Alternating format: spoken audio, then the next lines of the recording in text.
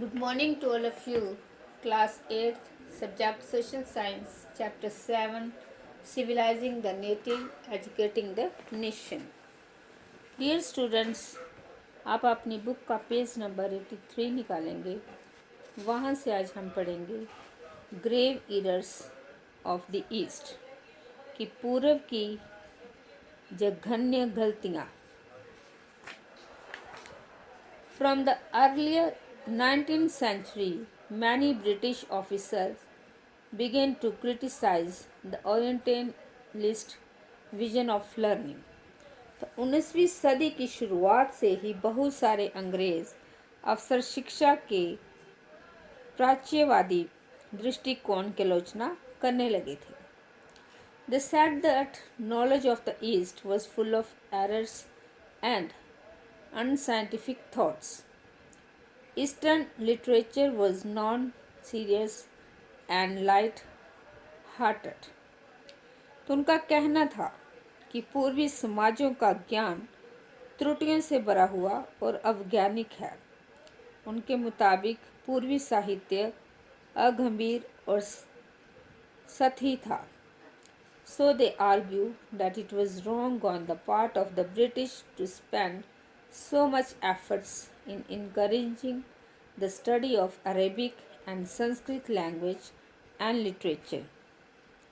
इसलिए उन्होंने दलील दी कि अंग्रेज़ों को अरबी और संस्कृत भाषा व साहित्य के अध्ययन को बढ़ावा देने पर इतना खर्चा नहीं करना चाहिए. James Mill was one of those who attacked the Orientalists.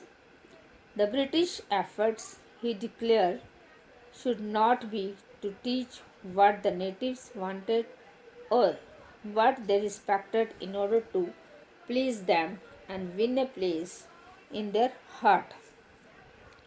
तो प्राच्यवादियों पर हमला करने वालों में जेम्स मिल प्रमुख थे. उनका विश्वास था कि अंग्रेज़ों को देशी जनता को खुश करने और उसका दिल जीतने के लिए जनता की इच्छा के हिसाब से या उनकी भावनाओं को ध्यान में रखते हुए शिक्षा नहीं देनी चाहिए. उनकी राय में शिक्षा के ज़रिए उपयोगी और व्यवहारिक चीज़ों का ज्ञान दिया जाना चाहिए. The aim of education ought to be to teach what was useful and practical. So, Indians should be made familiar with the scientific and technical advances that the West had made, rather than with the poetry and sacred literature of the Orient. तो इसीलिए भारतीयों को पूर्वी समाजों के काव्य और धार्मिक साहित्य की बजाय ये पढ़ाया जाना चाहिए कि पश्चिम ने किस तरह की वैज्ञानिक और तकनीकी सफलताएं हासिल कर ली है. By the 1830s, the attack on the Orientalists became sharper. One of the most outspoken and influential of such critics of the time was Thomas Babington Macaulay. He saw India as an uncivilized country that needed to be civilized.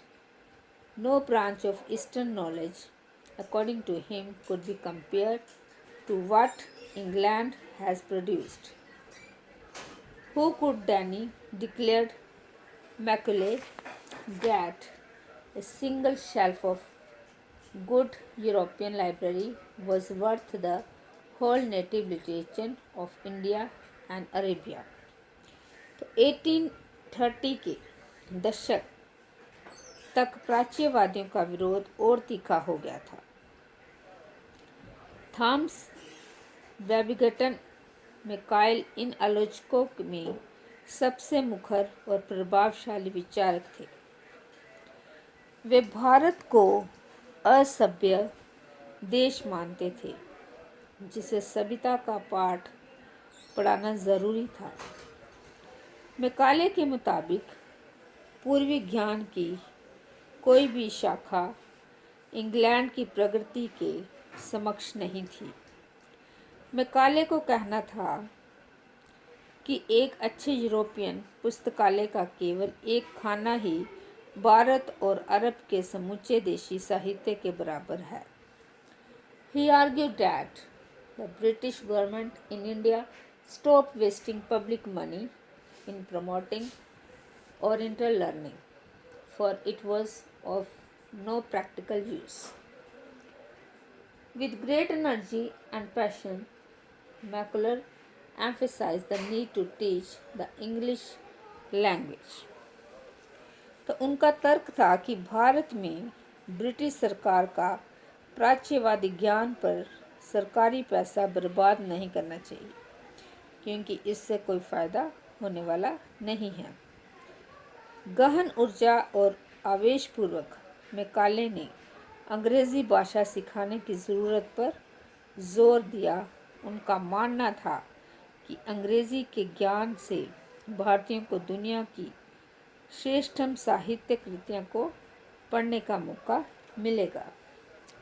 He felt that knowledge of English would allow Indians to read some of the finest literature the world had produced. It would make them aware of the developments in Western science and philosophy. Teaching of English could thus be a way of civilizing people, changing their tastes, values and culture. तो यहाँ के लोग पश्चिम विज्ञान और दर्शन के क्षेत्र में हद हुए विकास से अवगत हो पाएंगे। इस प्रकार उनका कहना था कि अंग्रेज़ी पढ़ाना लोगों को सभ्य बनाने, उनकी रुचियों, मूल्य और संस्कृति को बदलने का रास्ता हो सकता था। Following Macalure's minutes, the English Education Act of 1835 was introduced. The decision was to make English the medium of instruction for higher education and to stop the promotion of Orient institutions like the Calcutta, Madras and Benares Sanskriti College. These institutions were seen as temple of darkness that were falling of themselves into decay. English textbooks now began to be produced for schools. तो मैकाल के मिंटस के आधार पर 1835 का अंग्रेज़ों का शिक्षा अधिनियम पारित किया गया। ये फैसला भी लिया गया कि अंग्रेज़ी को उच्च शिक्षा का माध्यम बनाया जाए और कलकत्ता मदरसे तथा बनारस संस्कृत कॉलेज जैसे प्राच्यवादी संस्थाओं को प्रोत्साहित ना दिया जाए। इन संस्थाओं को अपने आप क्षण की शिकार होते जा रहे अंधकार के मंदिरों की संज्ञा दी गई।